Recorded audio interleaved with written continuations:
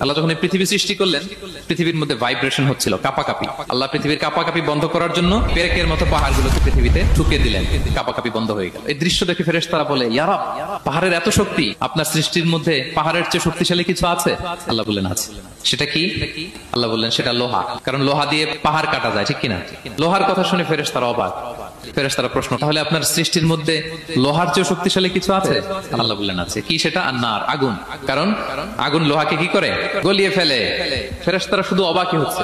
ফেরেশতারা বলে, আগুনের চেয়ে শক্তিশালী কিছু আছে? আল্লাহ বলে আছে, আল মা, পানি। কারণ আগুনে দাউ দাউ করে জ্বলে ওঠা আগুনের মধ্যে পানি দিলে আগুন অস্তিত্ব হারায়। ফেরেশতারা শুধু অবাকই হচ্ছে। তারা বলে, তাহলে পানির চেয়ে শক্তিশালী কিছু আছে? আল্লাহ বলেন আছে, রিহ, বাতাস। কারণ বাতাস পানিকে একদিক থেকে আরেক দিকে নিয়ে যায়। জলের মধ্যে বায়ুর উচ্ছ্বাস লাগলে জলোচ্ছ্বাস তৈরি হয়, ঠিক কিনা? ফেরেশতারা আবার অবাক হয়ে বলে, তাইলে বাতাসের চেয়ে শক্তিশালী কিছু আছে? আল্লাহ বললেন আছে। সেটা কি? বলতেছে বনি আদম, ওই মানুষ শক্তিশালী যে গোপনে দান করে।